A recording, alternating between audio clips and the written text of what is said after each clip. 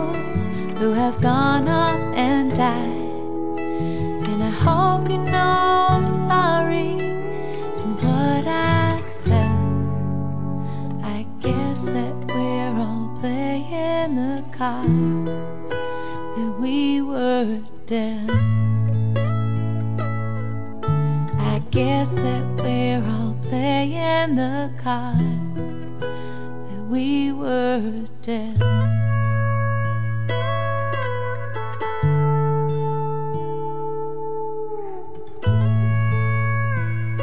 Welcome everybody, this is the New American Media. This is Friday, and it's time for the Sports Show. It's Friday, and you know what that means. It's time for the Unhappy Hour live sports radio show on thenewamericanmedia.com. Here is your host, Brian Engelman. Happy Friday, America. Thank you very much for joining us again today. Want to thank all of you listening and checking this out after the fact on YouTube. Just click that little subscribe button because we appreciate that. We put a lot of content up here, different radio shows. We do sports for the Unhappy Hour, and then we do Agree to Disagree. That's politics, spirituality, finance, everything else you're not supposed to talk about inside of a bar. You know, those taboo subjects, we like to blend those a little bit over here at thenewamericanmedia.com.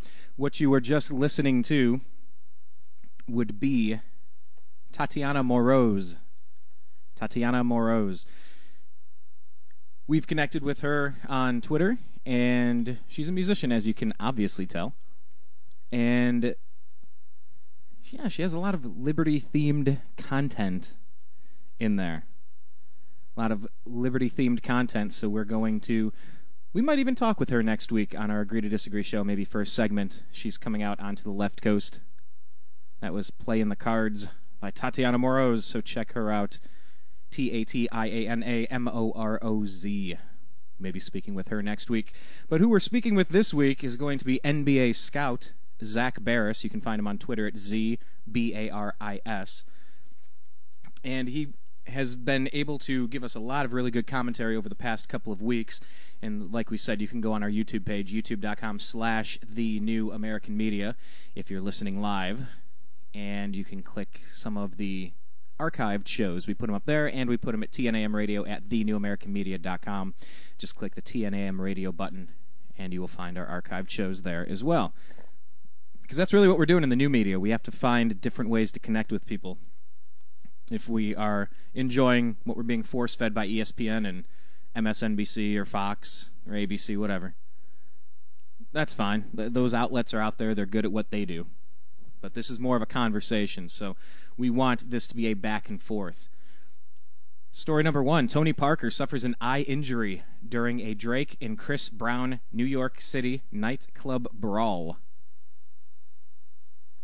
Interesting. It says, thanks to the intrepid reporting of the New York Daily News, we already knew that NBA guards Tony Parker and Iman Shumpert of the Knicks were on the scene early Thursday morning at New York City's night spot club WIP.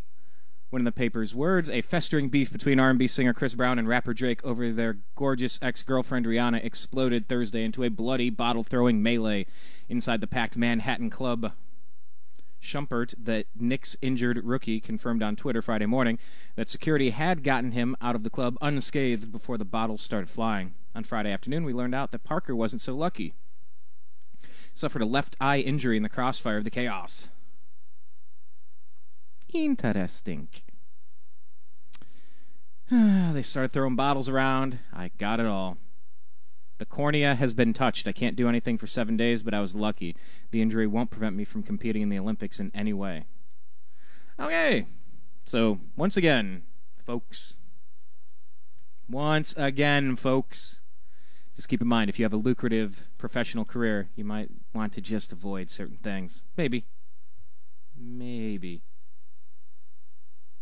So, and by the way, if you missed the Thunder pull out that win yesterday, there was no foul call on Kevin Durant at the end of the game, and it was clearly a foul. I think Zach and I will talk about that in a minute. Or we can talk about the double block that the Heat benefited from. The shot was blocked twice, and then the ref saw the second block and said that it was goaltending. The ensuing possession was a Shane Battier three-pointer. And that was the 5-point swing. It was just like, whoa, okay, that was wrong on one side, and look what it led to. You just file it away. Turns out it was a 4-point game. So I think the Heat got lucky. I think LeBron is playing probably the best he's ever played. And still, they got very lucky. And I'm picking the Thunder in 7. So you have that going on. And then this one's great. Chicago Bears cornerback Charles Tillman. I don't know if you heard about this one. So he's at his Cornerstone Foundation at a sporting goods store in suburban Chicago. He gets an autograph request from the daughter of the store's owner, the teenage girl, doing her homework during the appearance. And she showed Tillman one of the problems given to her by her teacher, John Amrein of Round Lake Middle School. Here's the question.